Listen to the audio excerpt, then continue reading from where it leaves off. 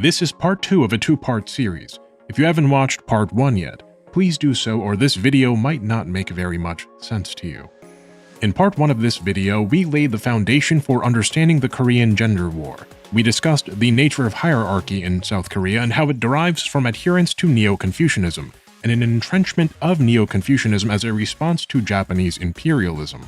We also examined the Ishmael swimsuit incident wherein male fans of the gacha game Limbus Company got a female artist who goes by Vel Mori either fired or bullied out of the workplace due to allegedly misandrist tweets she retweeted when she was merely 16 years old.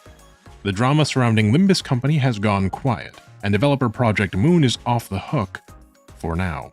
But like the tide pulling out before a tsunami hits or the calm before the storm, this short period of quiet was not a lasting peace in the gacha gender war.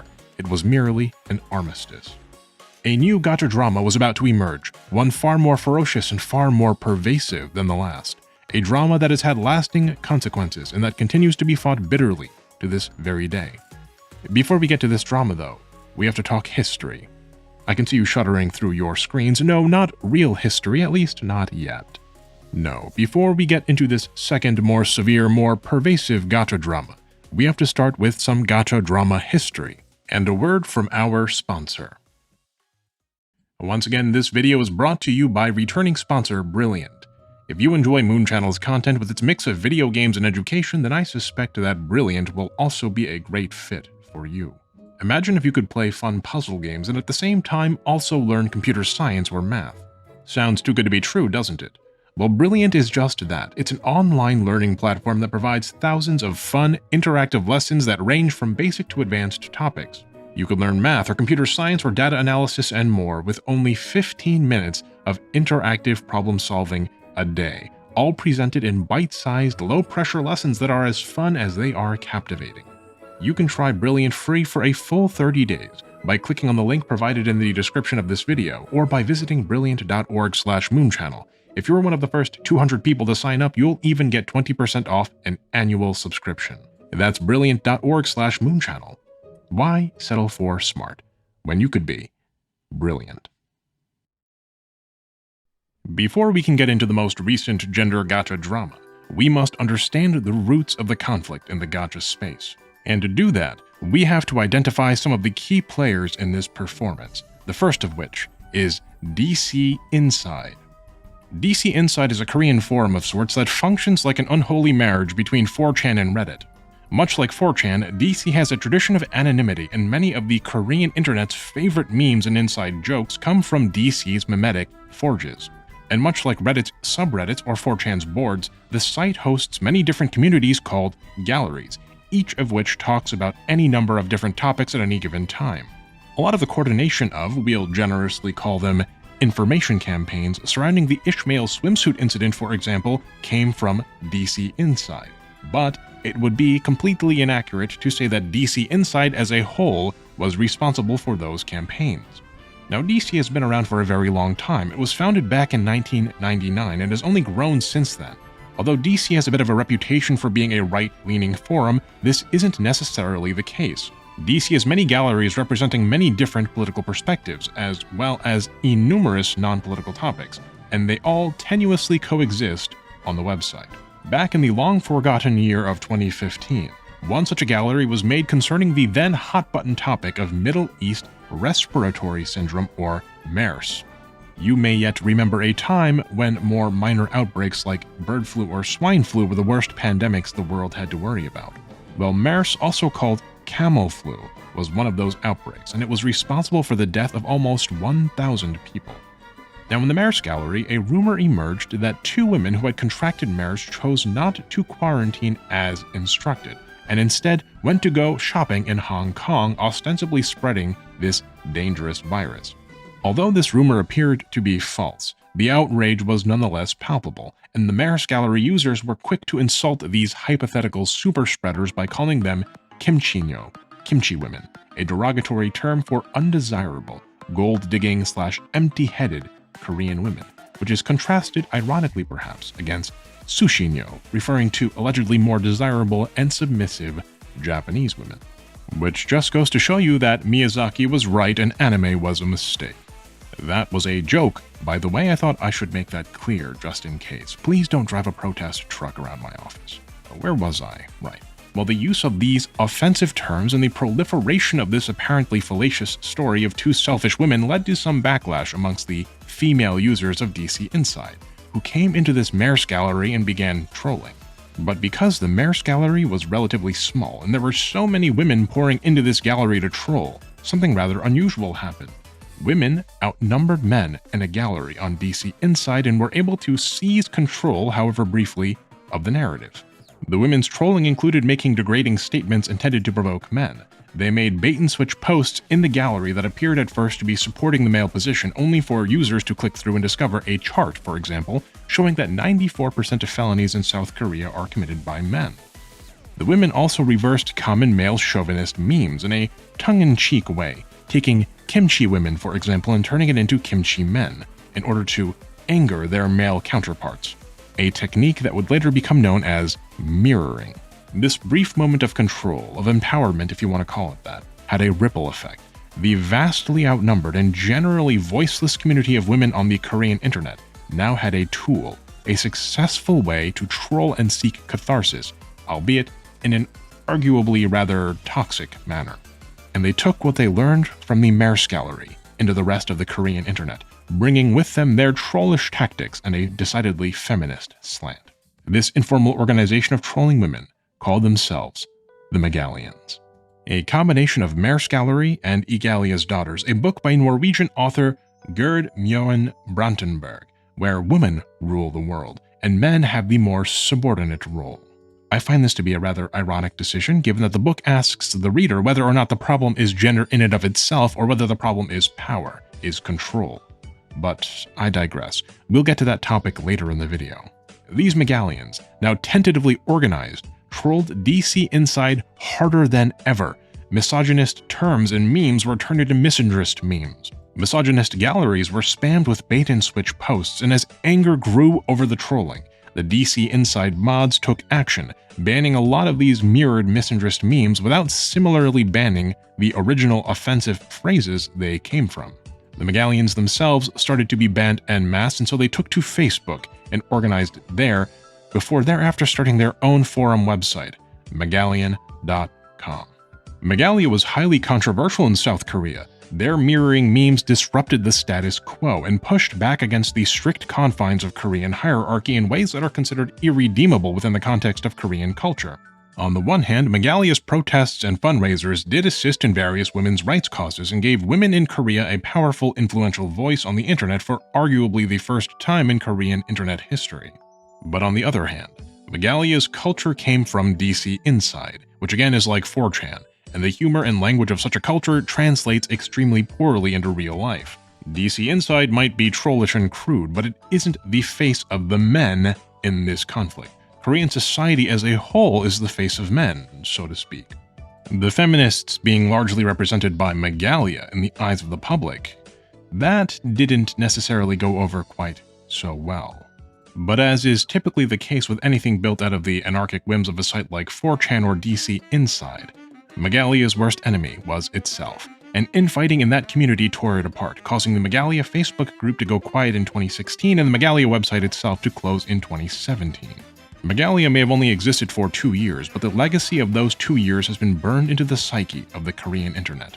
Many of Megalia's memes and jokes and slogans still inspire feelings of frustration and hurt amongst many internet-going Korean men, particularly those who are inclined to using websites like DC Inside. But none of these memes, none of the mirrored phrases, nothing else bothers these Korean men more than this symbol, the Great Seal of Megalia, the little C, the pinch. What does it stand for, you might ask? Well, the little C represents a little p. It's a comment on the ostensible size of one's genitalia. And both this symbol and Megalia as a whole became internet boogeymen. To the Korean misogynist, the little c is everywhere, and wherever it can be seen, so too must there be radical feminists, attempting to both provoke them and upend Korean society. On September 2nd, 1945, Japanese General Yoshijiro Umezu signed the Instrument of Surrender in Tokyo Bay aboard the USS Missouri. World War II was finally over. Korea had been liberated by the Allies, and now it was time to turn the governance of Korea back over to the Korean people. However, with the Axis finally defeated, the remaining Allies had already begun vying for power in the emerging New World Order. Korea, as has so often been the case throughout its history, found itself caught between two major powers, each with an interest in bringing Korea into its sphere of influence. While the work of ostensibly restoring Korean sovereignty was underway, the United States and the Soviet Union both agreed to divide Korea at the 38th parallel, creating in effect two temporary states that were meant to be joined as soon as Korean self-rule was feasible. But we all know what happened next. The northern side of Korea was brought into the Soviet fold, becoming increasingly Soviet in ideology, and the southern side of Korea was brought into the American fold, becoming increasingly American in ideology. Negotiations to unify Korea repeatedly failed, and as mistrust grew between the United States and the Soviet Union, tensions started ratcheting up. By 1948, with no apparent solution to the Korean question in sight, the matter was brought before the United Nations, which also failed to produce a solution that was amenable to the Soviet Union, and thus, it was decided that at least Korean self-rule could be restored to the territory that the UN still had the power to effect, meaning US-occupied South Korea. In May of 1948, South Korea held its first elections under the supervision of the United Nations. Voter turnout was allegedly 95%. And on July 20th, 1948, Syngman Rhee was elected as the first president of the Republic of Korea, winning with 92.3% of the vote. If those numbers are to be believed, 88% of eligible voting-age people in South Korea voted for Syngman Rhee. Understanding the trajectory of South Korea requires an understanding of its so-called founding father. Syngman Rhee was born in 1875. He received a traditional Confucian education in a private school and became involved in Korean politics when he was only 20. Only a few years after getting involved in politics, Rhee was imprisoned for allegedly supporting a coup to remove King Gojong, the last king of the Joseon dynasty, from power. Rhee was released from prison in 1904, and shortly thereafter he fled to the United States. In 1905, Rhee met face-to-face with none other than President Theodore Roosevelt, during which he tried and failed to convince the president to intervene in the imminent Japanese victory in the Russo-Japanese War. Rhee then went to college at George Washington University, graduating in 1907. He received his Master of Arts degree from Harvard in 1908, and finally he obtained a PhD from Princeton in 1910. His doctoral thesis was titled Neutrality as Influenced by the United States. Rhee spent the next 40 years of his life in the United States and only returned to Korea after the Japanese surrender in 1945, in hopes of reintegrating himself into Korean politics. Rhee had lived in the United States longer than he had ever lived in Korea, and thus was, in many respects, almost a foreigner to the Koreans who had just suffered through World War II at the hands of Japanese occupation. But Rhee had an advantage that no other Korean politician had: a command of the English language and the backing of the United States. And it was staunch American support that allowed Syngman Rhee to consolidate the Korean conservatives and build a new mandate of heaven for Korea. Quoting now British diplomat Roger Makins on Syngman Rhee, "Americans have always liked the idea of dealing with a foreign leader who can be identified as their man." Rhee, upon taking power, with the backing and support of the United States as their guy in the chair, set about creating a new hierarchy, the consequences of which reach into Korean society, even today. At the top of that new hierarchy was, of course, Syngman Rhee. But the second chair in the hierarchy, the scepter of power, was capital, a new liberal system built in the American image by a Korean president who was picked by and essentially was an American. Syngman Rhee just so happened to also be the man with all of the capital, and he never intended to give up his hold on the scepter. Upon taking control of the government, Rhee purged his political rivals and consolidated his power, securing the support of moneyed interests, powerful and wealthy families, many of whom had made their wealth collaborating with the Japanese, known as the chaebols. He had a vision, a unified Korea under one leader wielding the scepter of capital with the backing of the United States should anything go awry. Rhee's time in power is remembered for both its extensive human rights violations and its extraordinary economic inequality. His government was infamous for its corruption.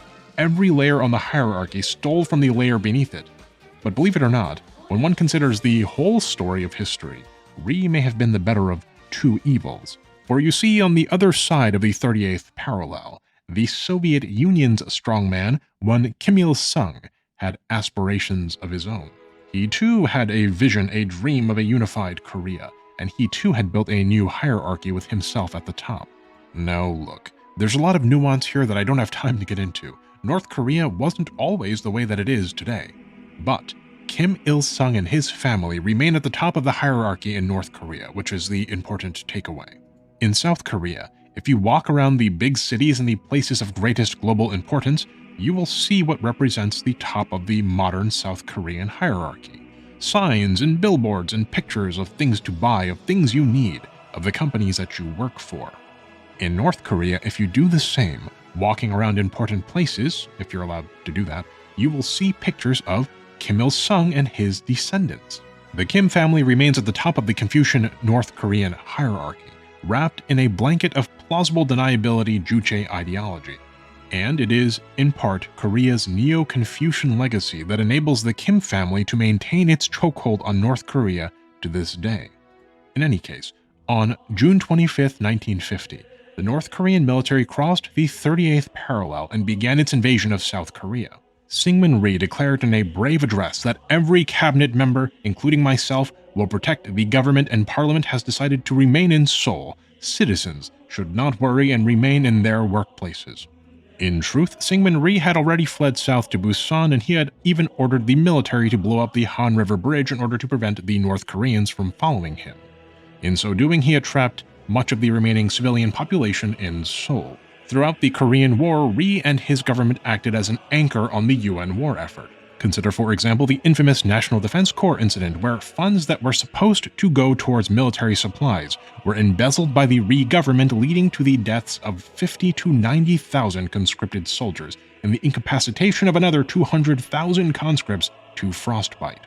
Rhee was also heavily opposed to the armistice which ended armed conflict between North and South Korea, going so far as to deliberately sabotage peace negotiations. After the war, Rhee was quite unpopular amongst the legislature and was therefore almost certain to be voted out of power. Rhee, however, quashed his political opposition using force, including threats and arrests, which then allowed him to pass a constitutional amendment allowing for the public to directly vote for the president. He then ran without real opposition and very naturally won. Under Rhee's regime, South Korea was a democracy in name only. To Syngman Rhee, since he sat at the top of the hierarchy, Korea was not the country of his people, it was his country, his property. And everyone underneath him in the hierarchy existed only to hold his chair up. For example, when General Douglas MacArthur was sacked by President Truman, Rhee was furious. MacArthur's ideas were insane. He wanted to go for an all-out nuclear war against China, which would likely have invited a Soviet nuclear response. But Rhee didn't care. If nuclear war against China brought all of Korea back under his control, the ends justified the means. When MacArthur was sacked, Rhee blamed the British. Take a look at this once top secret, now declassified CIA dossier, wherein Rhee was reported to have stated to an Australian official of the UN that British troops have outstayed their welcome in my country. Tell that to your government. Australian, Canadian, New Zealand, and British troops all represent governments now sabotaging brave American efforts to liberate and unify my unhappy nation. My country, says Rhee. My nation. But Syngman Rhee did not end up like Kim Il-sung, an eternal president. On April 26, 1960, not long after Rhee's fourth term in office, the student-led April Revolution overthrew his deeply corrupt regime and forced him to abdicate.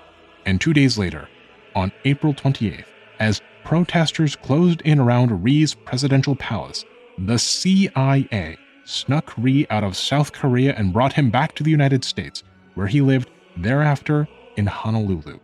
Rhee was succeeded by Yeonpo's son, who served as the president of the very short-lived Second Republic of Korea.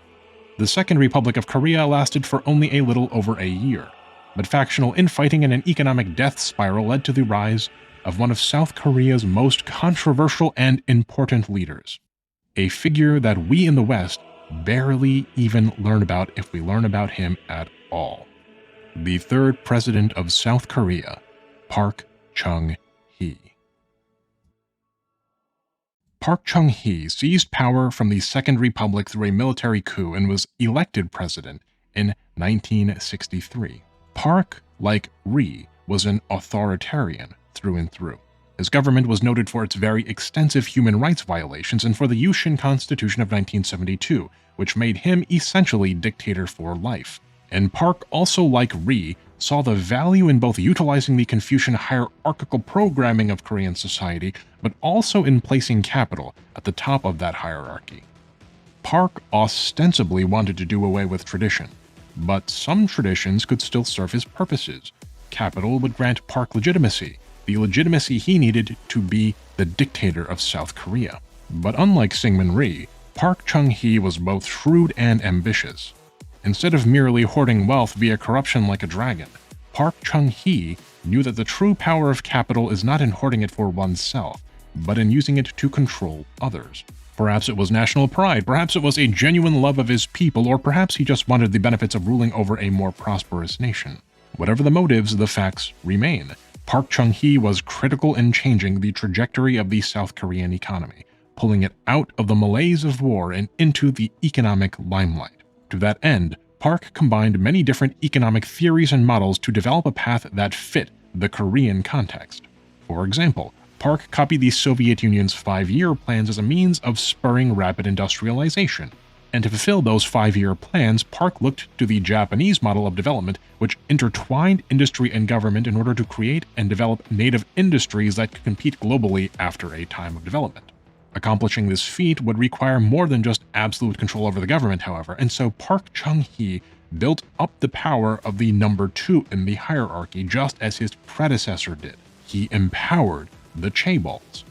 If you watched the JRPG video, you may recall how powerful and wealthy families known as the Zaibatsu were leveraged by the post-war Japanese government and thereafter metamorphized into the modern keiretsu, massive conglomerates that rule Japan's economy.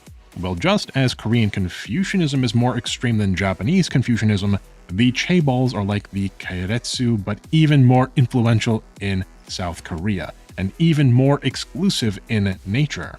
A chaebol is like a financial conglomerate that is generally controlled by a very small number of people, typically a single family or a few powerful families working together.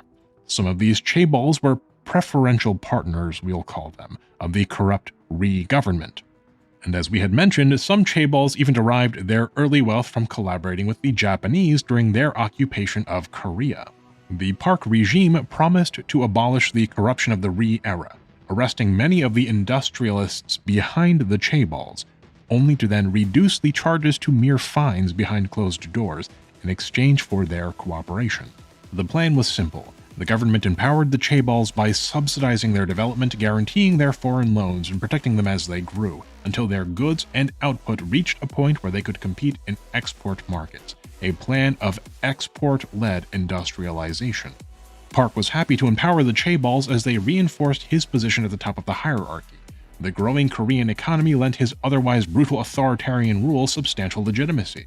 And as dictator for life, it would be simple for him to keep his hand on the scepter of capital, wielding that legitimacy when needed.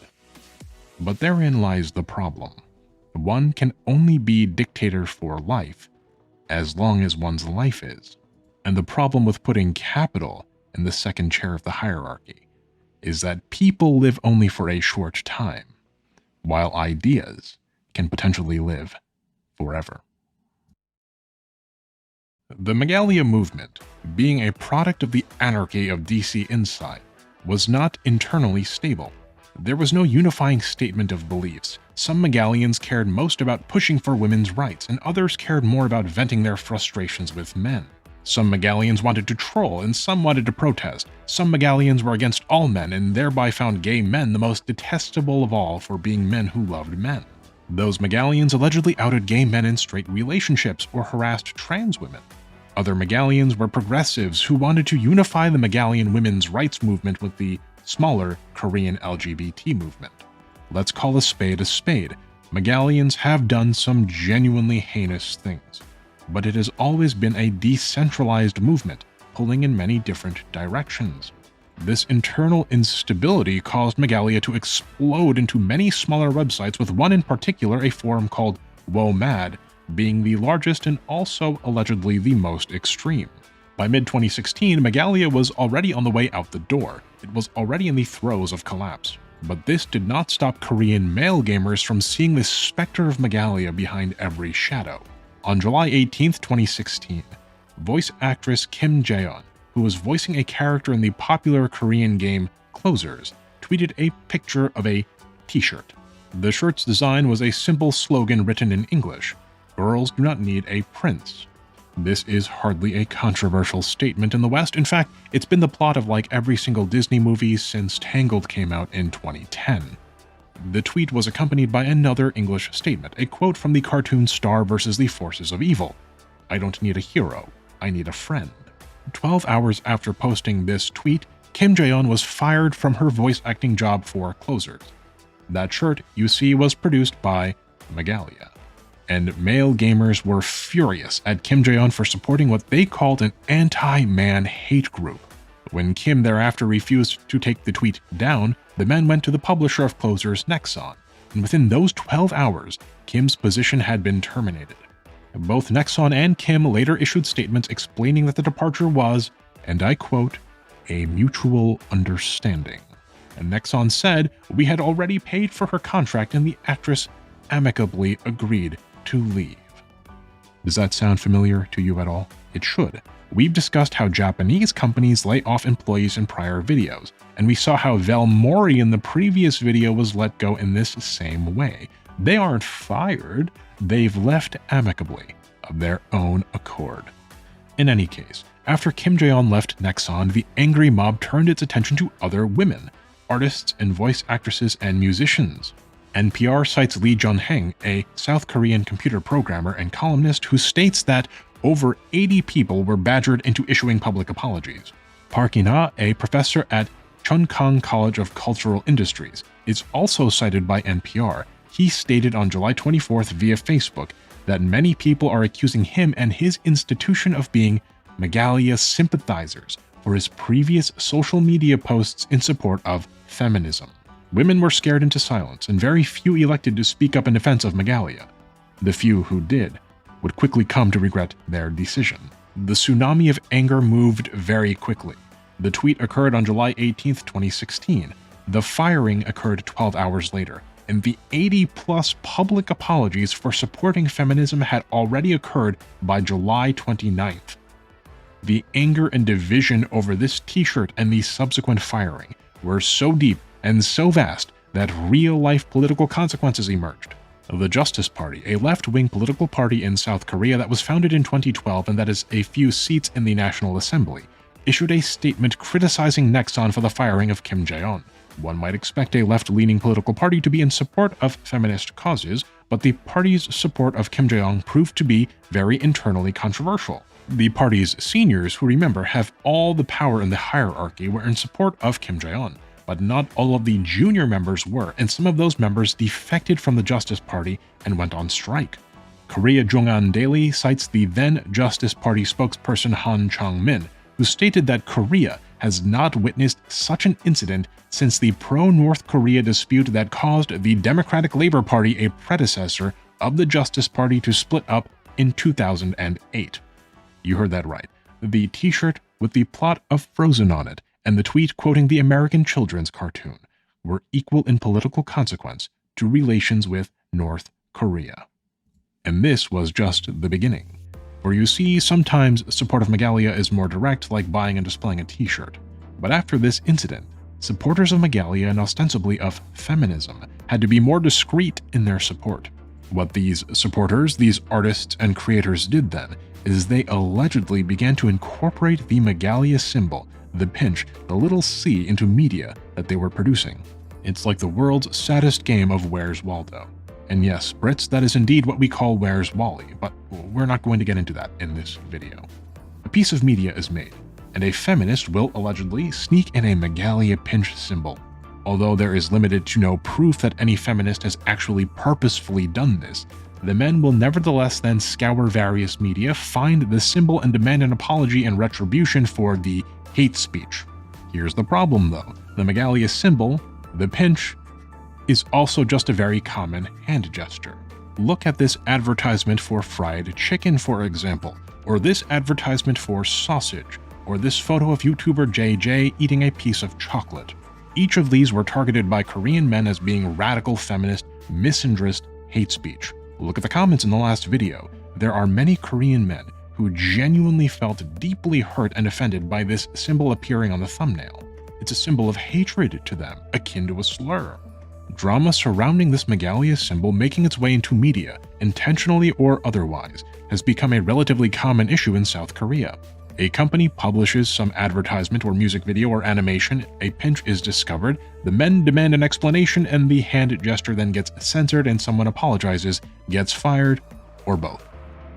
But all of this historical drama surrounding the little c pales in comparison to what's coming. A dramatic eruption like no other, fueled by a half-decade of Megalian paranoia and fresh off the back of the Ishmael swimsuit incident. A drama tsunami that has touched upon virtually every single gacha game coming out of Korea. And it all started with a single frame of animation in an animated trailer for a game that isn't even a gacha game.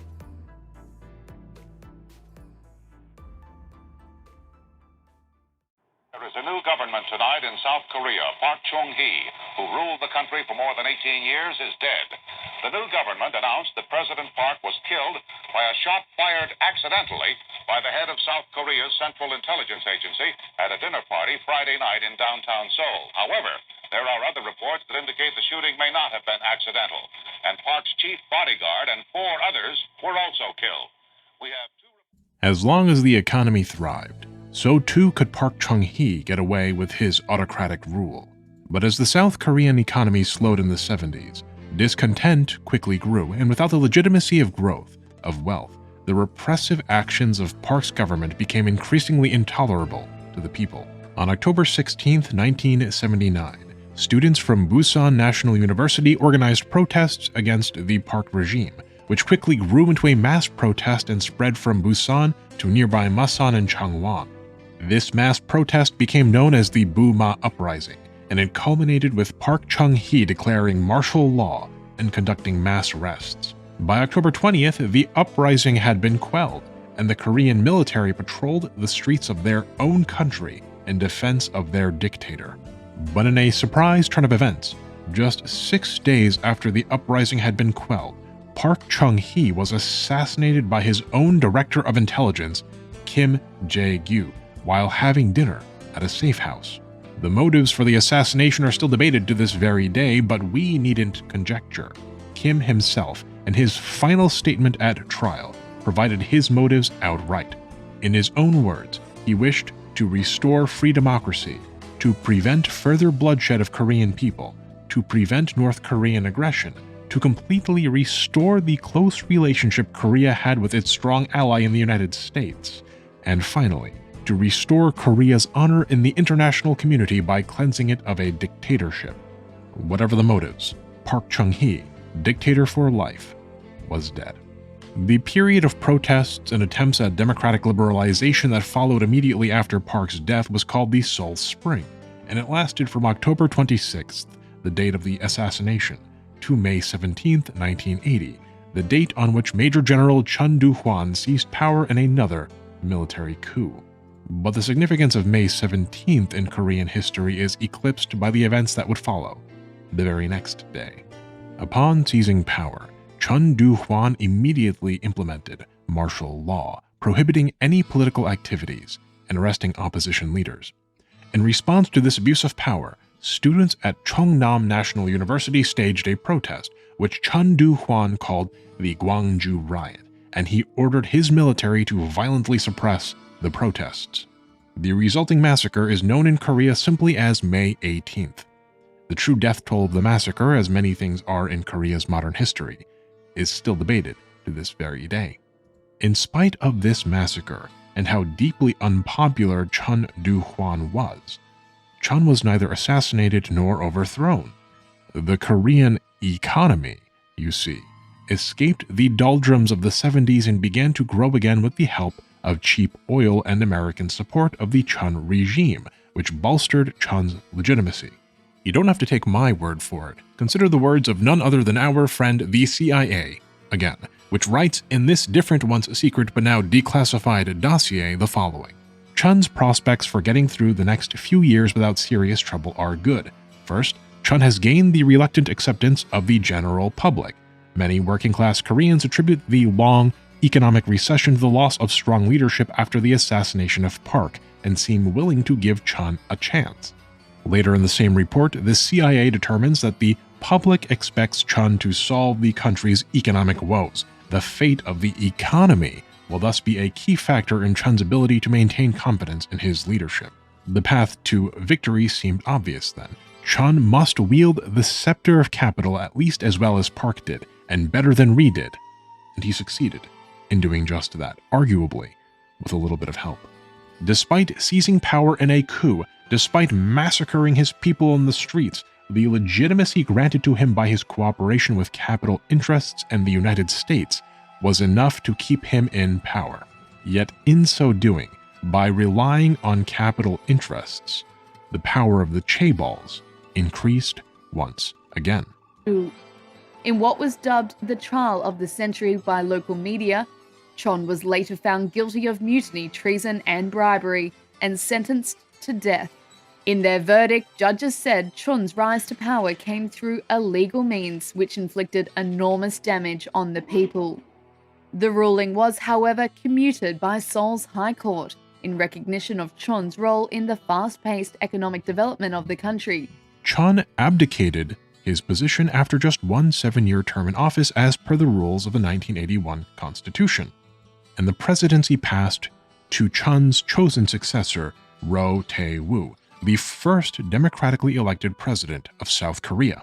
That's right, South Korean democracy as we know it today began as recently as 1989.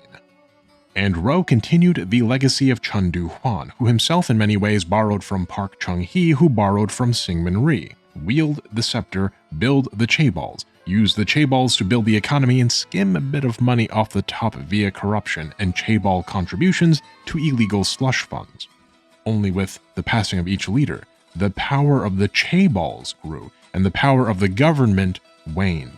And as the government was now a democracy, so too did the power of the people wane relative to the power of capital. As we slowly approach the present day, we see a pattern emerging in modern Korean politics. A leader takes power promising to reform the economy and uses a combination of force and capital to maintain his legitimacy in the strict Confucian hierarchy of society. The discontent and anger of the people grows to the point where the leader is replaced or pressured to step down or assassinated, as the case may be. The leader steps down and the next leader picks up the scepter of capital, hoping to achieve what his predecessors could not, while surrendering a bit of position in the hierarchy each time to the increasingly powerful chaebols. Roh Tae-woo served his one term as per the constitutional limit and was sentenced to 22.5 years in jail after stepping down. He was pardoned in December of 1997. The arrest and pardon both coming from Roh's successor Kim Young-sam. Kim Young-sam came to power on a platform of anti-corruption. He saw the emerging problem in Korean politics and was able to capture that zeitgeist. The chaebols had gone from scepter to kingmaker and were quickly becoming king. It was no longer clear who sat at the top of the hierarchy, and Kim intended to resolve that issue. But the roots of the chaebols were too deep into the government already, and despite running on a platform to reform the chaebols and purge corruption, Kim's government and indeed his own son were caught up in bribery and corruption scandals, in what would become known as the Hanbo scandal, wherein South Korea's then 14th largest chaebol, Hanbo Iron and Steel, allegedly used kickbacks and bribes to get officials in the Kim government to put pressure on banks to lend money to Hanbo. As such, despite having only $100 million in capital, Hanbo received nearly $6 billion in loans that it could not, and arguably never intended to, pay back. Adjusted for inflation, that's nearly $12 billion as of January 2024. Hanbo, unable to pay back the loans and unable to secure cash from even larger loans, collapsed into bankruptcy, which triggered a cascade of other chaebol bankruptcies and the discovery of more corruption scandals, plummeting Korea into economic crisis just as the greater 1997 Asian financial crisis reared its ugly head. Kim Young-sam's time in office concluded on February 24, 1998, with a rock-bottom approval rating of 6%. His attempt to reform the chaebols didn't just backfire, it exploded in his face and dragged him under. Kim Young-sam was followed by two reformers, Kim Dae-jung and Roh Moo-hyun, each of which also attempted to rein in the chaebols, and each of which also left office in the wake of corruption scandals. Now don't get me wrong, Kim Dae-jung and Roh Moo-hyun are generally considered amongst the best of Korea's presidents, but they were each, in their own ways, undone by the tendrils of corruption. Kim Dae-jung significantly improved relations between North and South Korea. He was also responsible for substantial economic reforms which helped to right the Korean economy after the Asian financial crisis.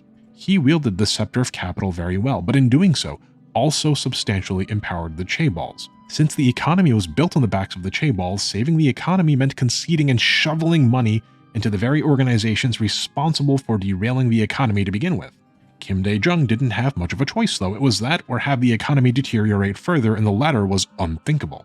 Kim Dae-jung himself was not directly involved in any corruption scandal, but his son, Kim Hong-gul, was arrested for receiving millions of dollars in bribes from a number of different chaebols including Hyundai and Samsung. The story of Kim Dae-jung's successor, Roh Moo-hyun, is a sad one. He also ran on a platform of progressive reform and anti-corruption. He ambitiously sought to balance national development to assist poorer regions, stabilize relations with North Korea, reform the education and tax system, and also end the government's pervasive corruption and intermingling with the chaebols.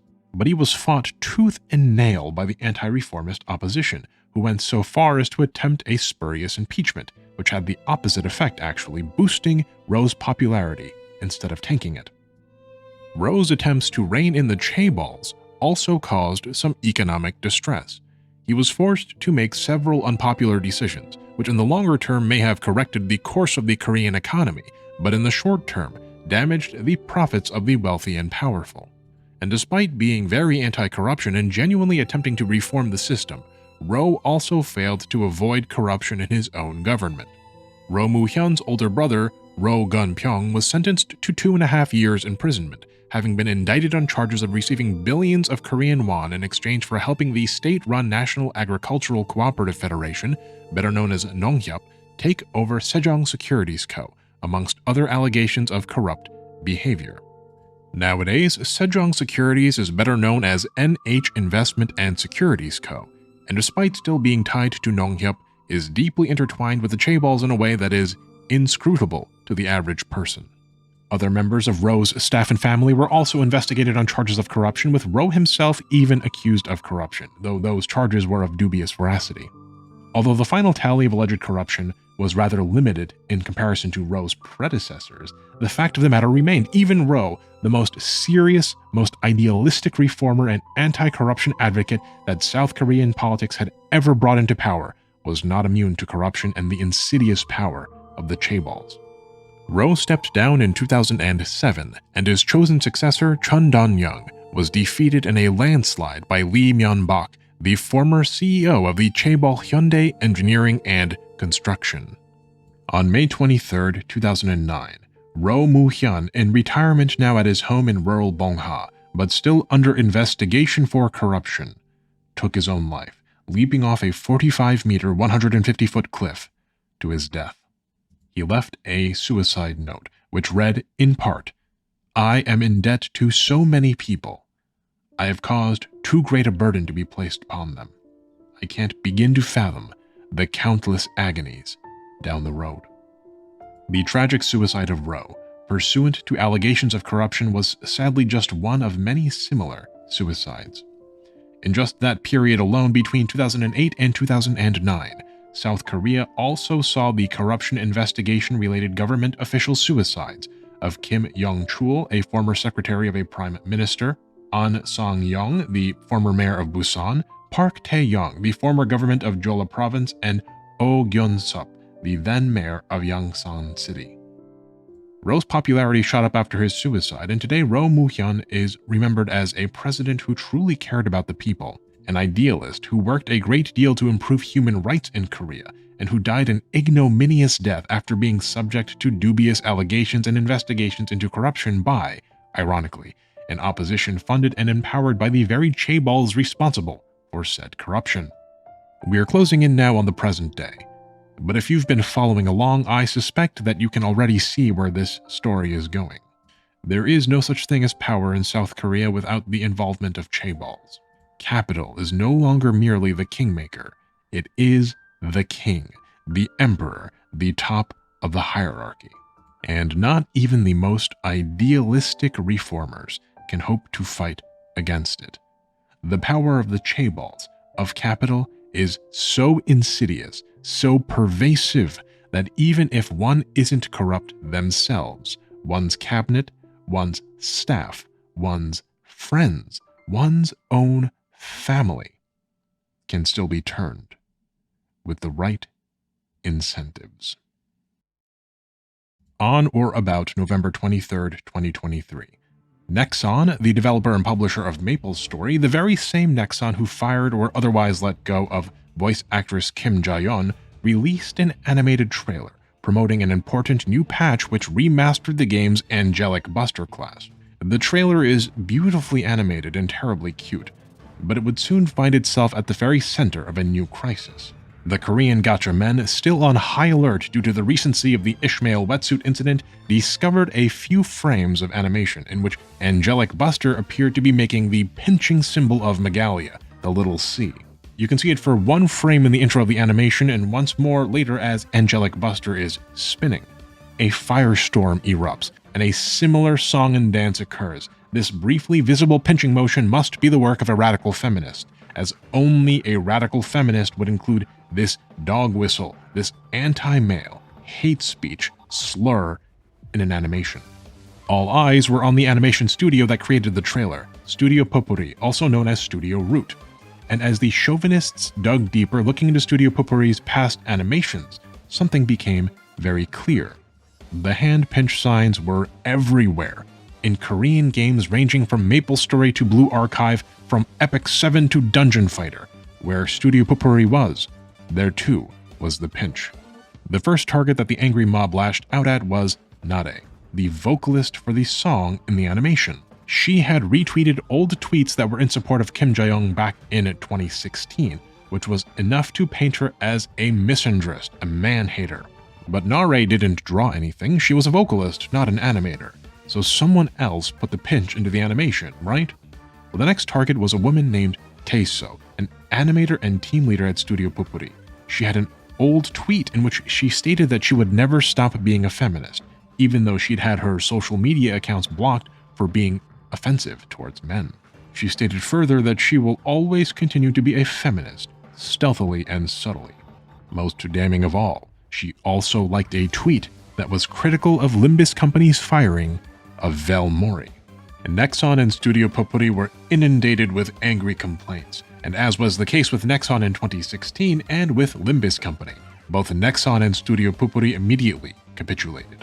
The Angelic Buster trailer was released on November 23rd, by 2 a.m. on November 25th. Just 2 days after the initial trailer was released, MapleStory, Dungeon Fighter, Blue Archive, and other implicated games each offered an apology, validating the claims being made, that they had located inappropriate expressions and that they would take necessary action.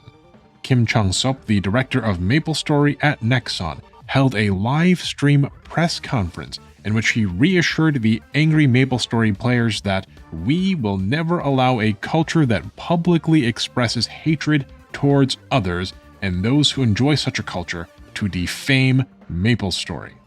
On November 26th, Studio Pupuri published its own apology, in which it appeared to admit fault and offered the angry mob exactly what it wished for: complete and utter capitulation and validation of their claims of foul play. The target of the mob's anger, Taeso, was forbidden from working on further promotional videos. This apology was deemed insufficient though, as Taeso was not outright fired. Studio Pupuri was accused of a false placation. An angry mob allegedly went to their offices, taking pictures and spying on their employees. The situation was getting dangerous, and Studio Pupuri could do no more without risking their safety. On November 27th, Studio Pupuri issued a second apology and stated that the animator in question, Taeso, would not be fired but would instead resign. This apology and the firing was quickly retracted, but it was too late. The damage was done. You can imagine what happened next.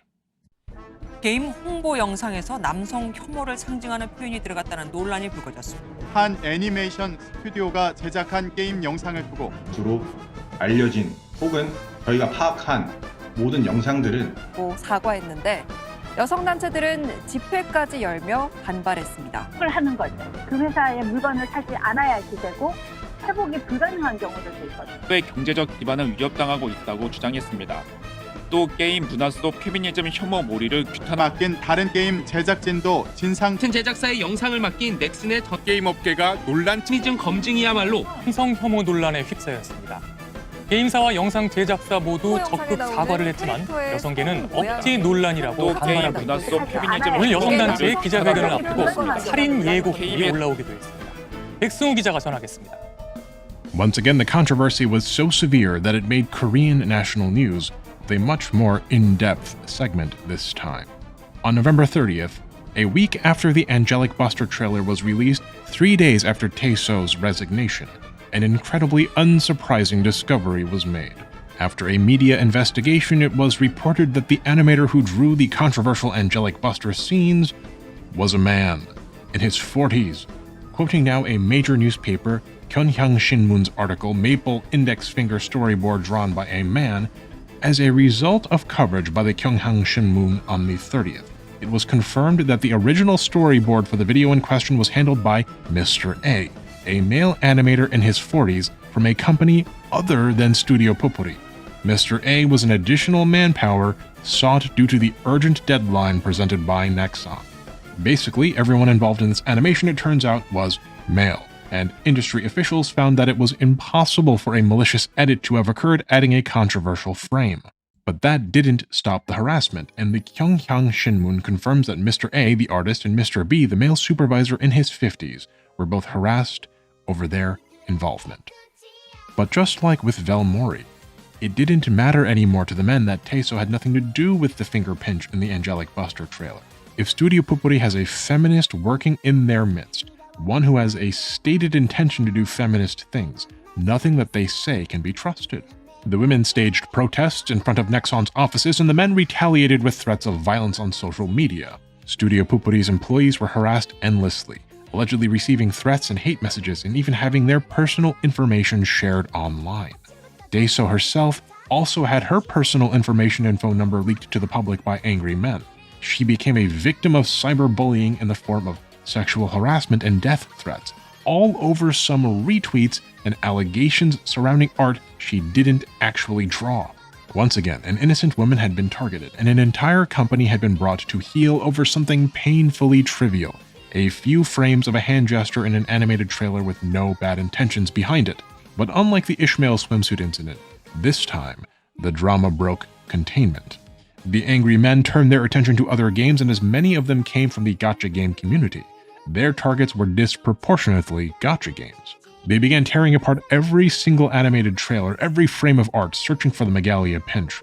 And very naturally, they found many such pinches. The dev teams of those games were subjected to similar harassment until they too capitulated, editing or removing any instance of art with a possible finger pinch from the Korean versions of their games, making concessions in order to avoid further harassment and violence. Some dev teams, such as the one at Neowiz's Brown Dust 2, even acted preemptively, removing any art that could even potentially resemble the Megalian Sea before negative attention found them. I know what most of you are thinking. This is insane. This is crazy. First, these men rioted over a wetsuit, and now they're forcing dev team after dev team, corporation after corporation to apologize and capitulate over anything even vaguely resembling an index finger and thumb forming a C. A position which, need I remind you, is the resting position of the hand and is thereby virtually unavoidable. It's easy to look at a situation like this and feel dumbfounded, as we will see even other gacha-playing men sharing similar prurient interests, and culturally adjacent countries like China and Japan are mystified by the extremism of the Korean men.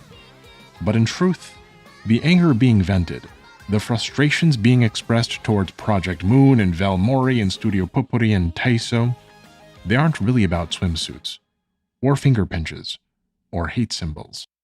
Before we wrap up our gacha drama story, let's finally talk about what life is like in modern South Korea. In Confucianism, but especially Neo-Confucianism, if society is dysfunctional, if society is unharmonious, if it is discordant, some part of the system, some level of the hierarchy must be responsible for that discord. Think back to our Korean Airlines story from part 1. If the glide slope instrument is broken, it must be a GI on the ground who is responsible. In Confucian society, if disharmony arises, ideally whichever level of the hierarchy is responsible for said disharmony is moved back to the righteous and harmonious course by the level of hierarchy directly above them. Employees are corrected by their bosses, children by their parents. If the higher level fails at doing that, the level above them then has the responsibility to take over.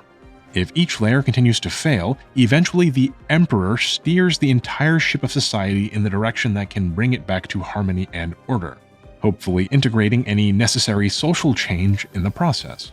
But in an extremely Neo-Confucian state, a status quo can emerge which so strongly emphasizes harmony and order that it rejects social change, causing society to stagnate. When the top of the hierarchy is especially bureaucratic or incompetent or corrupt or self-serving, disorder gets enveloped by obfuscation, and the underlying problems never get fixed. The problem becomes enveloped, mired in nonsense and misinformation and moving goalposts and bureaucracy. At the end of all the fighting and mess, social harmony is pulled back into its place without the requisite social change, such that the underlying issues do not get solved. This behavior goes down the ladder from the top. The top of the hierarchy does this to the middle, and the middle does this to the bottom, each following the lead of the other in the Confucian manner. These issues don't go away though, they're still there. They merely build in tension. If each time a conflict arises, it is suppressed again without resolution, the tension and subsequent conflict grows larger and larger and larger, until it eventually breaks out of the control of the state, of the society entirely, of the top of the hierarchy, and into open civil war. South Korea has the highest suicide rate in the developed world, as per the World Health Organization's 2019 estimates. If you look exclusively at the suicide rate amongst women, you will find that South Korea's suicide rate for women is the 4th worst of all countries in the world, surpassing even many struggling developing nations. Japan is somewhat notorious in the West for its problems surrounding depression and suicide, but in South Korea, women commit suicide at twice the rate of women in Japan. In 2019, keep in mind that this is before COVID, a survey conducted by Hankyoreh newspaper showed that amongst young Koreans between the ages of 19 and 34, 83% of young women and 78% of young men view South Korea as a living hell. Nearly 80% of young women and 72% of young men want to leave South Korea. And this is because, putting aside any gender considerations for the moment, the experiences of Korean young people are incredibly soul-crushing. This article in the Korea Herald, Why Koreans Want to Leave Hell Joseon, quotes sociology professor Rhee Built, who states that the phenomenon is a reflection of South Koreans of all ages struggling to survive amid a lack of jobs and unstable livelihoods. There is an inequality of opportunity, they feel like the playing field is uneven in the first place, and their efforts will not pay off. Competition in Korea is so tough, so grueling, that what 20 years ago one might have considered the bare minimum is now hyper-competitive. And one who is lower on the hierarchy, which in Confucianism should be, most people, have to overcome both that competition and the enormous advantages of the privileged people in Korean society to get anywhere or be anyone. If you watched the JRPG video, you might recall that Japan's economy is controlled in large part by mega conglomerates with enormous political power called the keiretsu. In South Korea, the situation is even more severe. The chaebols are very much like the keiretsu. They are thick webs of interwoven business relationships, but even more exclusive, as many of them are families built quite literally in the Confucian style. The top 10 chaebols in South Korea account for nearly 60% of the country's GDP. Another nearly 25% is accounted for by the remaining 50-some-odd chaebols. Altogether, 80 to 85% of South Korea's GDP is controlled by about 64 families. To give you an idea of how preposterous these numbers are, when the United States broke up Standard Oil, you know, Rockefeller the octopus, well, Standard Oil accounted for only 1.7% of the US GDP at the time of its breakup. In 2022, Samsung's revenue by itself was a little over 20% of South Korea's GDP. The margin of error in the estimate is larger than Standard Oil's entire percentage, and in spite of the vast wealth here, the money is not trickling down. For most young people, there is simply not enough opportunity to go around, and the best that one can look forward to is to work at a chaebol, perhaps, and be treated like a wage slave. The system is untenable and unsustainable. You have to have the best grades, the most handsome or beautiful appearance, the most socially correct demeanor in order to compete for an ever-shrinking slice of the pie. The common people are desperate. As we've seen, prior governments have promised crackdowns on the chaebols, have promised economic reform which never materialized in a meaningful way due to how deeply the chaebols have sunk their roots into the South Korean political apparatus. Attempting to so much as touch those roots has had massive economic consequences, and meaningfully disarming the chaebols at this point could hoist all of South Korean society along with them. Worse yet, consider Korea's problem with age. Remember what I said in part 1 about how hierarchy is powerfully determined by your age? How you'll be asked how old you are to determine where you belong in the pecking order? Have you ever worked in a company where 3 managers are in charge of micromanaging 1 employee? Well, young Koreans don't just have to put up with that dynamic at work. They have to endure it in every facet of their lives. Korea has fewer and fewer young people and an enormous elderly population that places massive expectations, often in conflicting ways, on young men and young women.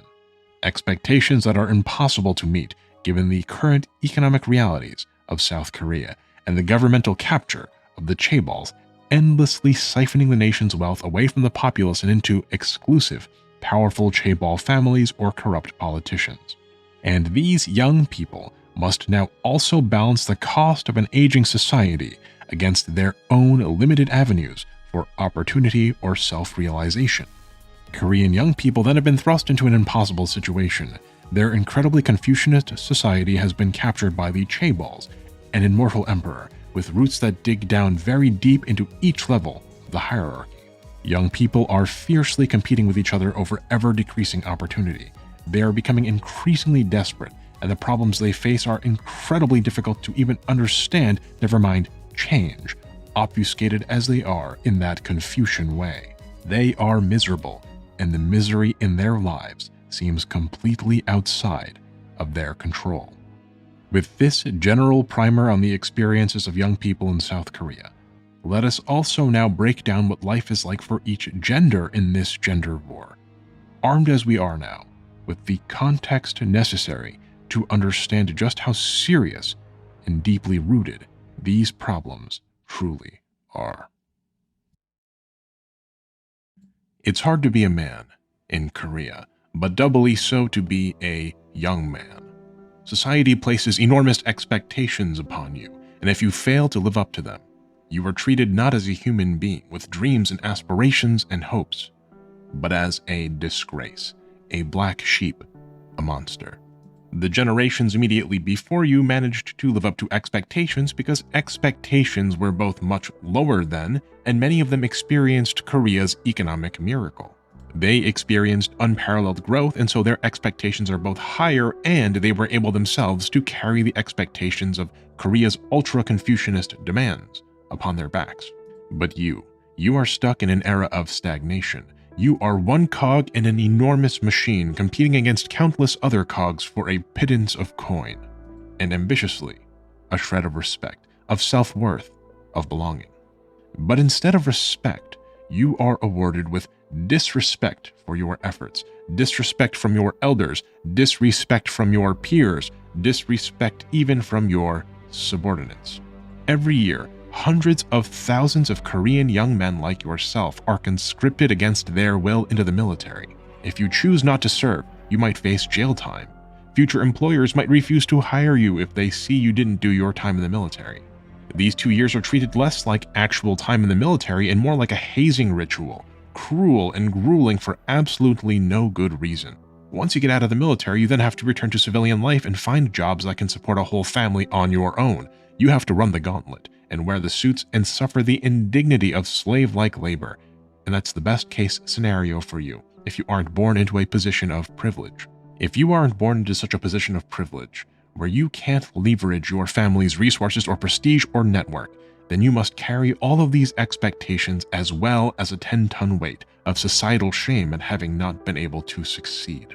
All of these expectations are levied on men, and none are levied on women. Women seem to have it so easy. They just have to look good and stay quiet and cook the meals. That's all that society expects of them, and they can't even do just that, while we men are expected to do everything else.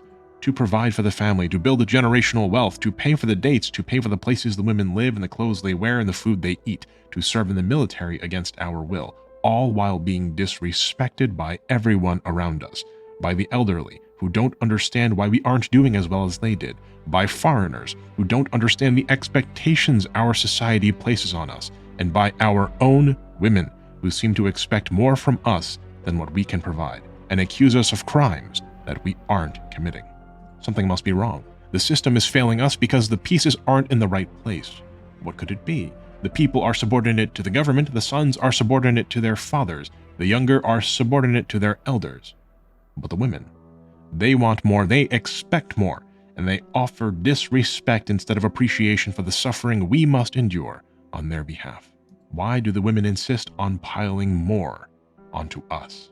We cannot take any more. Our backs are breaking. We are at the point of madness. We cannot tolerate a single straw further, not one more step.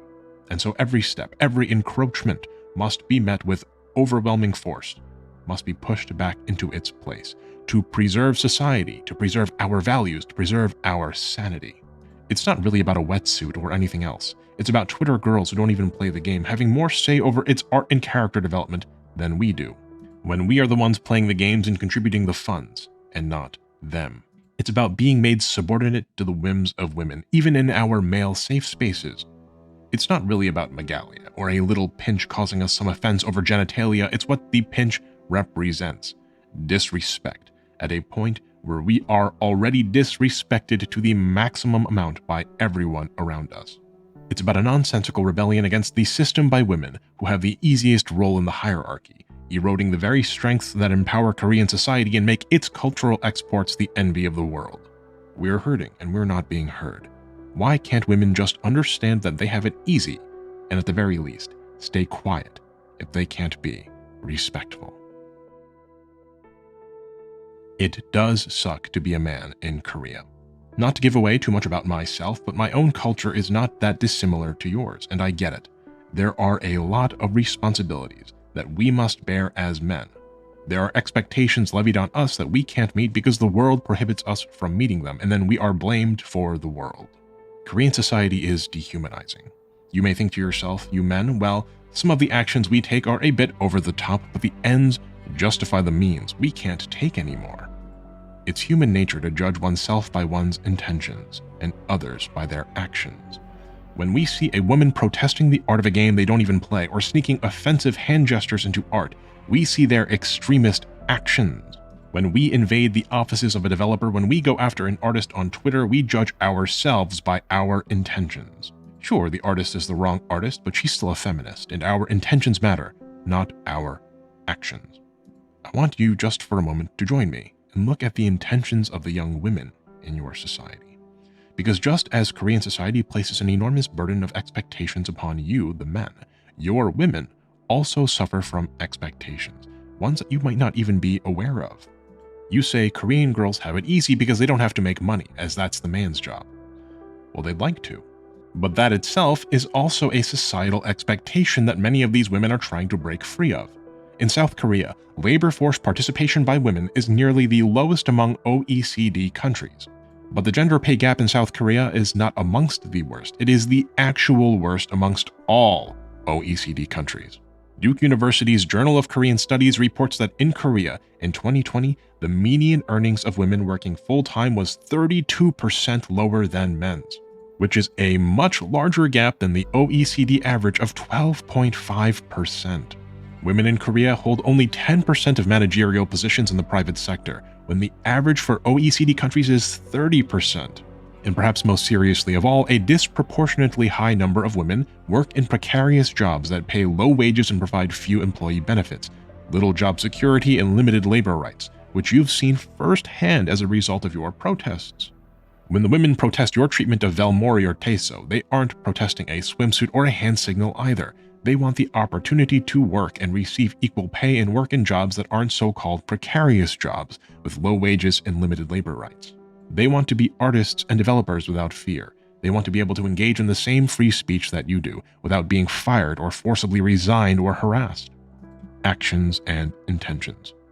And ultimately, the end result is, if the women are allowed to work and have labor protections and have a better, fairer wage, your burden, your expectations become lighter because you no longer have to be the sole breadwinner. You don't have to be the one that always gets a high-paying job to cover the cost of two people, because now the women can also get a job, and you can have two medium-paying jobs, reducing the burden on everyone. But I know it's not that simple. That's not really a solution at all, is it? What good is having two jobs if everyone still suffers? There are greater, far more insidious, systematic problems, socio-economic problems, that are at the core of what South Korea is, built into the country from the moment of its inception. It won't be easy to solve these issues. There is no simple fix, and anyone who tells you otherwise is lying to your face. But if there is a way to solve these issues, if there is some way to overcome these problems, you will have to do it together. Both of you have the same intentions: to lower the burdens of expectation that society places on you and to reassert some control over your lives.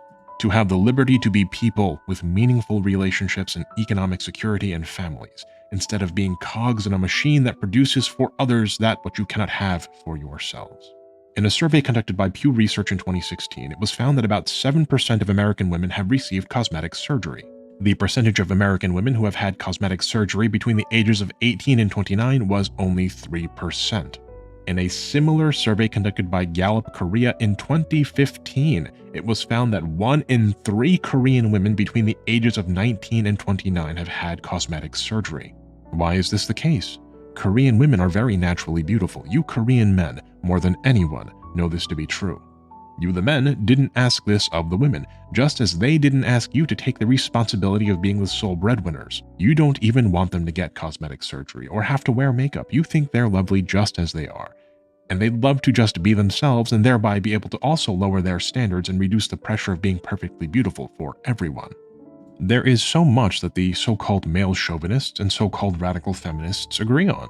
For example, there's been a big deal made in Korea about illegal cameras being placed in bathrooms. Women are angry that it happened and they want to hold the men accountable, and the men are angry that all of them are being painted as perverts, that some of them have received retaliatory bathroom recordings, and are thus being subjected to the scorn of angry women for the actions of a few deviants.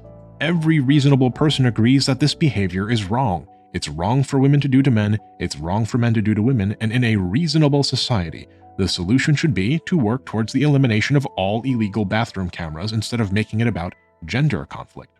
Likewise for our gacha drama, even the Chinese and Japanese gacha communities scratch their heads at the behavior of Koreans when they get angry at swimsuit skins or little pinches appearing in art.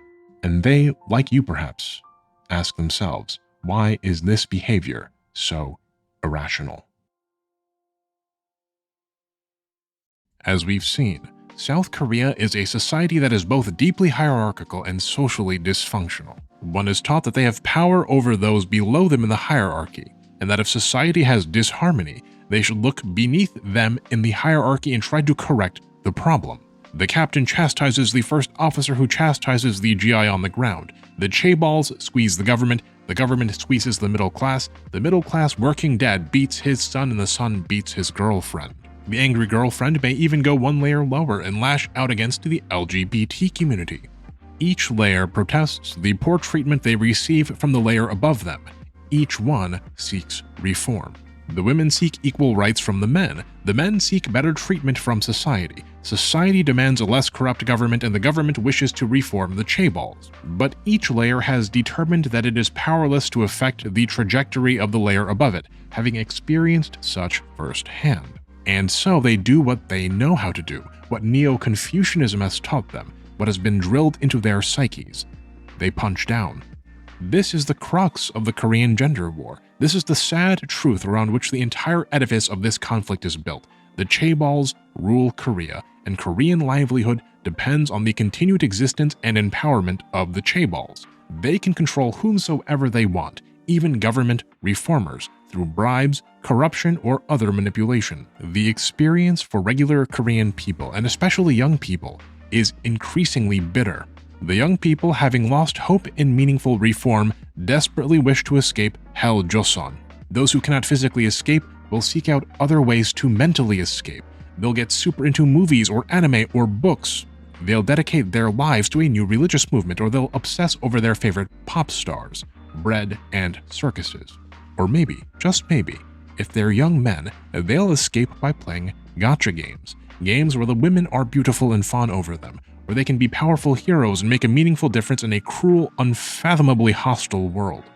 They can receive a glimpse, a taste of what society promises them, but what they never seem to receive. I'd even argue that this is partially why Korean games are so grindy. In a society where it seems impossible to find self-worth, where young men are spent like fuel for the chaebol furnace, it feels nice to grind for something that takes effort and yields a reward, even if that reward is small and the effort is substantial.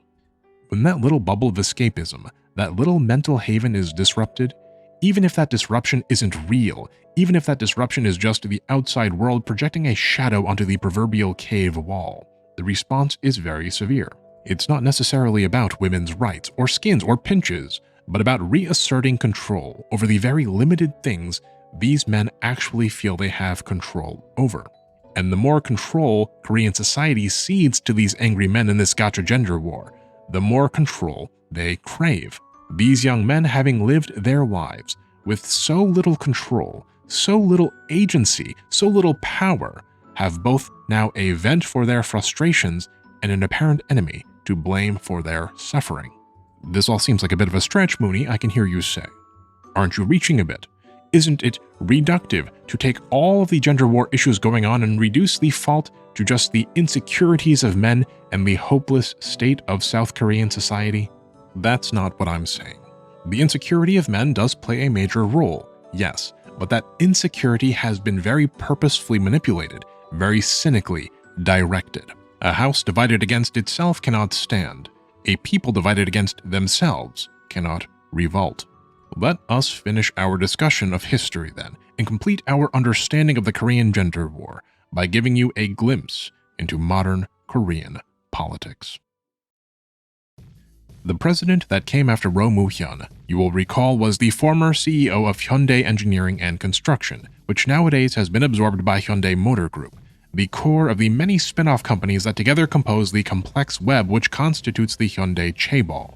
Lee Myung-bak was no political newcomer. He had served as the mayor of Seoul in 2002, and given Roh Moo-hyun's unpopularity at the time and the ongoing investigations into alleged corruption, Lee Myung-bak was able to take the presidency in a landslide. His platform was simple. He promised to reform and reinvigorate the economy, to strengthen relations with the United States, and to deal with North Korea.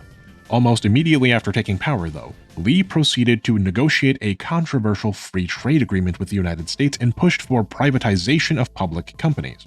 Like his predecessors, he conceded ground to the chaebols and to the United States and built his power off of economic legitimacy.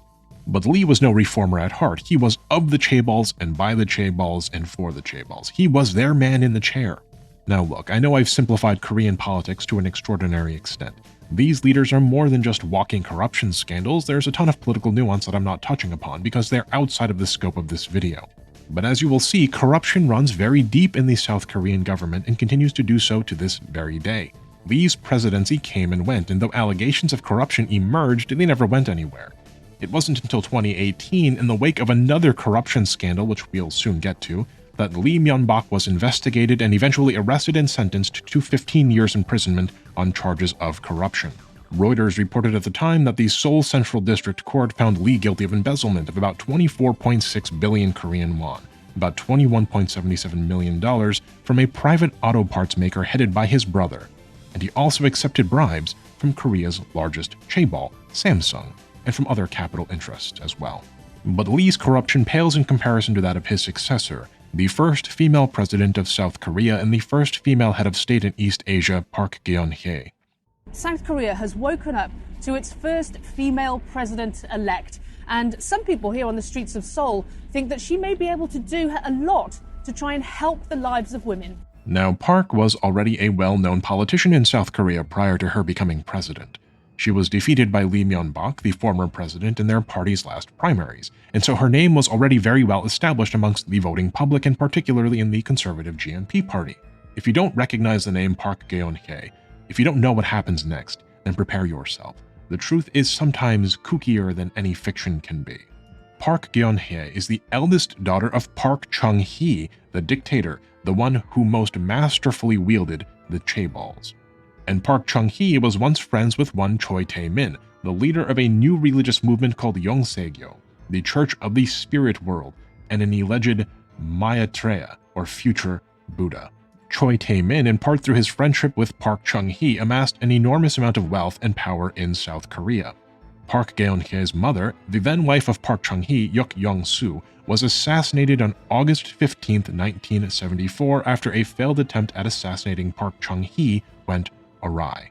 As Park Geun-hye grieved the loss of her mother, she was allegedly approached by Choi Tae-min, who claimed that he had seen her mother in a dream, an event which marked the start of a long, friendly relationship between Park and Choi.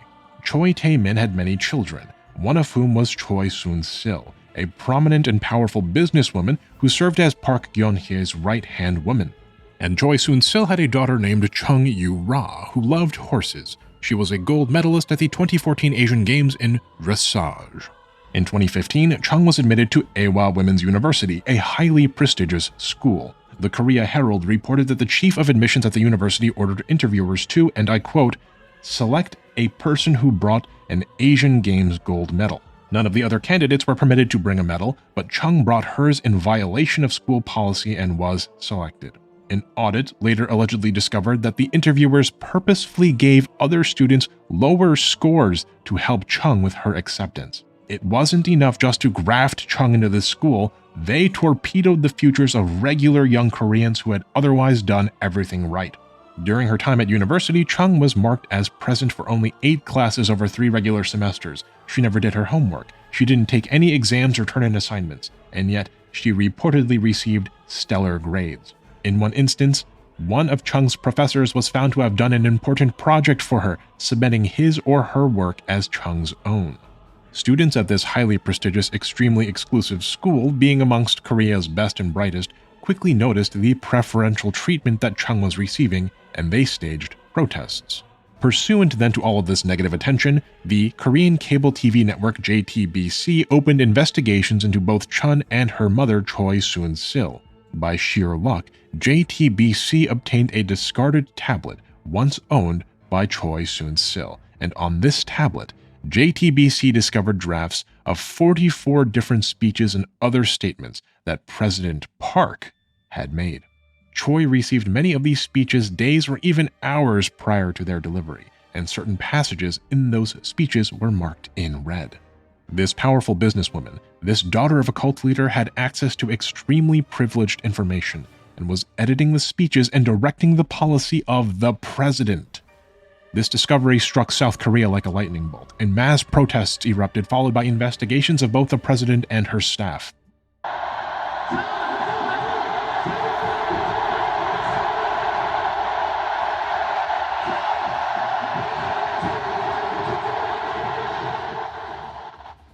At the end of those investigations, a wide web of corruption was uncovered, a web so vast that we don't even have time to cover each instance of corruption in this video. Instead, we'll fast forward to the end.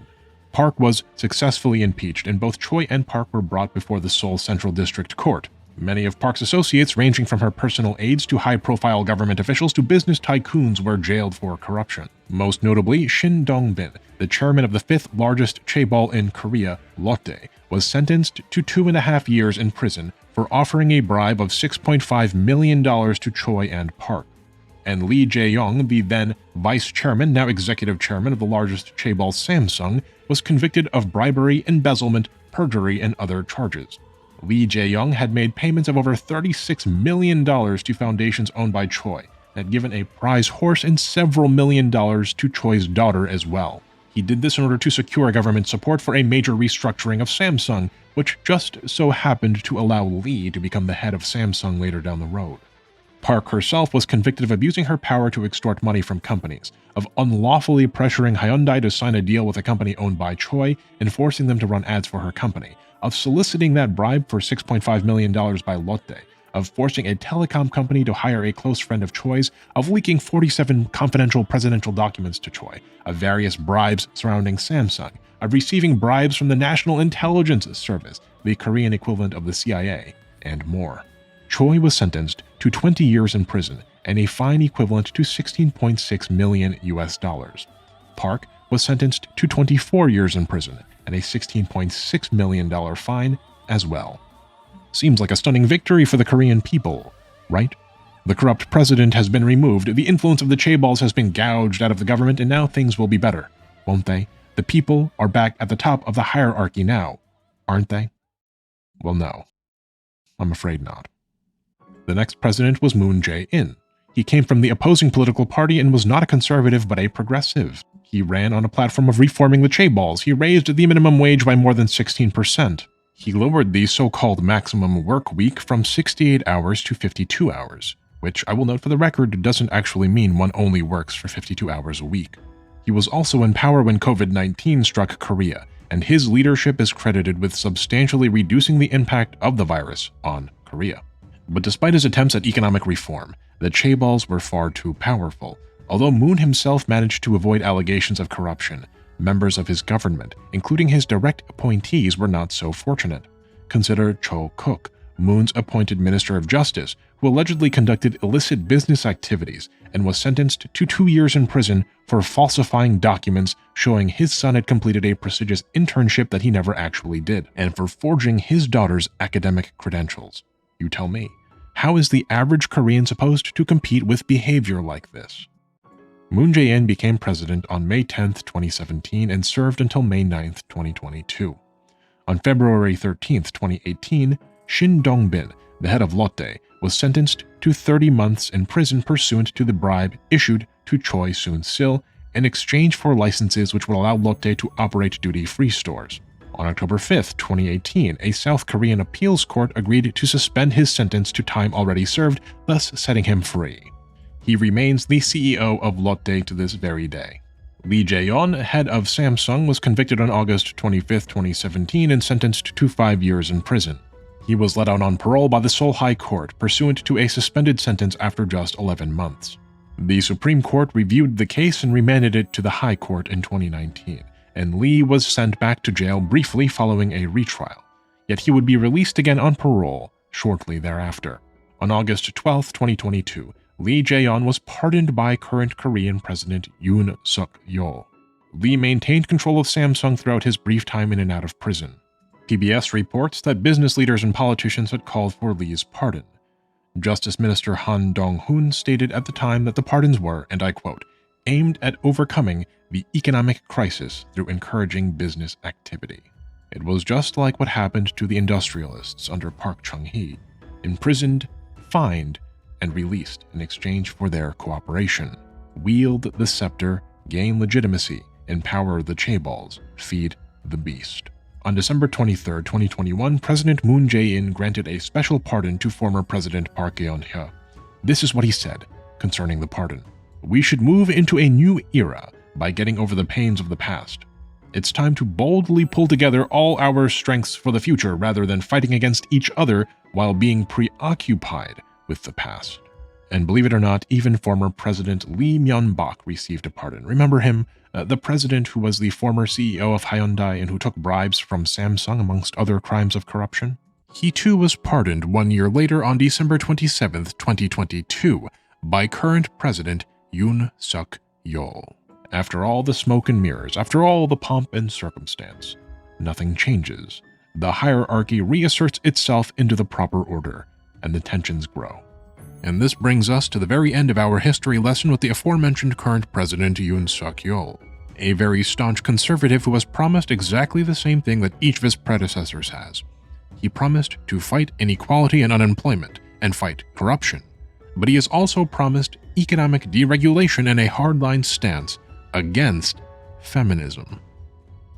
We won't get into the political conversation surrounding Yoon Suk-yeol. This video, at the end of the day, is not about politics. Heck, it's not really even about gacha games. It's about the application of history in order to understand why the Korean gender war is so terrible and so pervasive.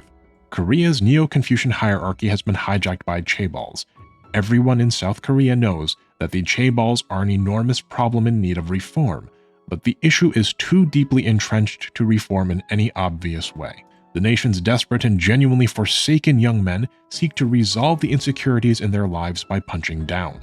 And the women, well, they suffer the weight and indignity of every layer above them, including that of the young men.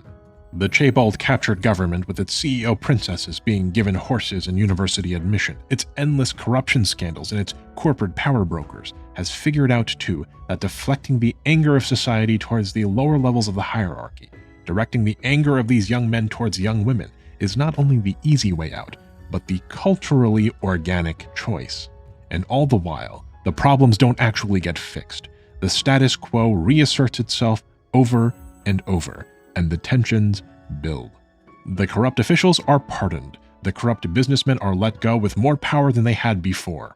The president is trying to raise the maximum working hours again. The society stagnates. With our long history lesson finally out of the way, it is time to return to gacha drama one final time. As Korean Gacha dev after Korean Gacha dev conceded to the men, they became emboldened in their efforts. Virtually every single Korean Gacha developer had caved. Art was changed en masse to remove finger pinches, apologies were issued, and the women who worked on these games were cowed into silence, fired, or otherwise reprimanded. But in the midst of these victories, there was one feminist controversy that did not pan out how the Korean men expected. For though Korean companies mired in the Korean gender war were quick to bend the knee, not every gacha game that is popular in Korea happens to be made by a Korean dev. On November 28, 2023, the YouTube channel behind none other than Genshin Impact released a behind-the-scenes look at the creation of a character named Farina. Farina is an exceptionally popular character in Genshin, but especially so in Korea, where she won first place in a popularity vote amongst the Korean Genshin community. There was nothing feminist to discover in this video, but as we've already stated, if one hunts for witches, they will inevitably find them. And the Korean men discovered that Farina's character designer was a Korean artist living in Shanghai who goes by the alias Yomi. Yomi, like Velmori, like Taeso, like Kim Jaeon, had made a series of ostensibly feminist tweets on Twitter in the distant past. Yomi, however, was much more direct with her statements. She jokes about how it doesn't disturb her when women chew their food loudly, but that she'd actually kill guys who did so. And in another tweet, she jokes that they, meaning men, should all be purged in response to having just been stalked by a guy on the street. These tweets were enough though, and the angry men then went through all of the art that Yomi had drawn and discovered that she had worked not only on the art and design for Farina, but that she had also worked as an illustrator for the Korean-made game Arknights. Her art was immediately removed from Arknights and an apology was issued. But the anger persisted, and the men continued to hound Arknights until further capitulations were made. Just a week prior to the release of this video, Arknights developer Yoestar deleted a different artist's work from their game and YouTube channel after the illustrator of said artwork was also revealed to be a feminist. What was her radical feminist crime, you may ask? Well, she retweeted the 2018 Google Doodle image for International Women's Day back in, well, 2018. That's it. That's the basis of the radical feminism claim. Arknights responded after those allegations came to light, deleting the offending artist's work within allegedly only half an hour after the feminism claims were made public. But let's go back to Yomi for a second and Genshin Impact, because something very curious happened when the Korean men turned their anger towards Genshin. Genshin Impact, you see, is not published by a Korean company. It's published by MiHoYo, which is based in Shanghai, China. And Yomi is not in Korea, she is also physically located in Shanghai. The Korean men vented their outrage at MiHoYo. They threatened to boycott the game and levied accusation after accusation on Twitter and beyond. They attempted to rile up the Chinese gacha-playing male community whom they believed would be sympathetic to their cause. They review-bombed Genshin on the Google store. They allegedly hired protest trucks to drive around Seoul with messages critical of MiHoYo. They attempted to pressure Korean politicians into doing something. They allegedly reported Yomi to Chinese authorities for seditious activity. They even went so far as to reveal her personal information and threaten her. And do you know what MiHoYo did in response to these threats, to this anger? Nothing. They just ignored the Korean men entirely. Yomi's art is still in Genshin, the Chinese gacha-playing men, a community that is itself not particularly feminist, received the Korean men's claims with horrified bemusement. China is in some feminist paradise quite far from it, but even for a Confucian society with similar traditional views surrounding women, the extreme behavior of the Korean men seemed like nonsense. The context is lost on them, and the outrage therefore seems preposterous. The Korean men had one last idea, though, one final protest to end all protests. A display of anger and power meant to frighten MiHoYo and bring them to heel. In late December, the Korean gacha community raised a total of 16 million Korean won, around $12,200 to fly a protest blimp around MiHoYo's HQ in South Korea. This was the first protest of its kind, designed to strike fear into the hearts of MiHoYo's decision-makers. John Lopez of the Tech Times reports that the protesters had already staged truck protests for 5 days, which received no notice, and that the blimp was intended to be a message that nobody, not even Hoyo in China, could ignore. On December 21st, 2023, the blimp went up. It sailed victoriously, triumphantly over Taevat Tower. And then, on December 25th, 2023, it came down. $12,200 had been spent. The text on the balloon was too small to read. The only thing that could be legibly read from the ground was the large Hoyoverse logo. The protesters had spent $12,200 on free advertising for MiHoYo. And rather humorously, but in a sad sort of way, the blimp protest organizer was suspected and accused of siphoning some of the funds contributed to the blimp protest in an act of corruption. The photo of the blimp floating sadly, almost pathetically, over MiHoYo's Korean offices became something of a minor meme on both Korean and Chinese social media. And the protests against Genshin died shortly thereafter, not with a mighty bang, but with a sad, deflating whimper. The fighting, however, continues to this very day, elsewhere in the Korean gacha space. We discussed the ongoing situation with Arknights, but it's only a matter of time before another gacha game is brought into the crosshairs. I'm going to stop my coverage of the Korean gacha drama here, although I'm sure there's much more to discuss. I'm certain that there will be people in the comments of this video armed with Google translated walls of text and links to various tweets or pictures pointing to this thing or that thing that apparently provide some context to this or that behavior. But I encourage you, my audience, to look past these small things here, to look past the gacha drama, to see the forest for the trees. As you've surely surmised by now, this video isn't really about reporting on the intricate details of gacha drama. Not really. And as you now know, this anger, these comments, this fighting, it also isn't really about gacha games. In fact, after we filter out all of the noise, the case can be made that the protests of these Korean men aren't actually about feminism at all. Hey, remember Limbus Company? The Ishmael swimsuit incident? It all seems so long ago now, doesn't it? Well, there is a point of irony here. A lot of South Korean media is quite critical of the current state of chaebol-captured South Korea, but in that subtle Korean way. You might be familiar with Squid Game or Parasite as illustrative examples. Squid Game probably tells the story of this video better than I do. Fun fact, the actor who played the salesman Gong Yu stated in 2017 that he is a 79th generation descendant of none other than Confucius himself. Funny how things come full circle like that, right? Film and cinema is one thing, but you might be surprised to hear that the story I've told you all today about the desperate state of South Korean society also features very heavily in gacha games. Korean gacha games from Counterside to Arknights and beyond often feature a post-apocalyptic cyber-dystopian city, some inscrutable bureaucracy, and a struggle to both figure out the truth amidst the confusion and save the day. Does Blue Archive also count as an example of this? I don't know, you let me know. In fact, at least one gacha game has a plot that touches directly on the topic of feminism, that game being the incredibly ornery and prurient game Nikke Goddess of Victory. Moon Channel viewer at Valkyrie Tiara left this insightful post on part 1 of this video. On the surface, the game is 100% fan service, but there's a deeply emotional story. Nikke are cyborgs, human minds contained in mechanical bodies designed specifically to fight an invading force of alien robots. A quirk of the technology, though, is that only women can be turned into Nikke, and all Nikke have an outwardly feminine appearance. Tiara continues by stating that one of the main conceits of the game is that Nikke are generally distrusted and disliked by society, and they're always human, and it is implied always male officers treat them like property or animals due to the military leadership conducting what amounts to brainwashing, conditioning the trainees to treat Nikke as disposable machines rather than autonomous people. Your player character's superpower in Nikke, their unique characteristic, the aspect that makes them a hero, is that they do not treat Nikke like objects, but as comrades, equals, and friends. And thus, the protagonist is able to command loyalty and respect from even the most powerful and most stubborn of the Nikke.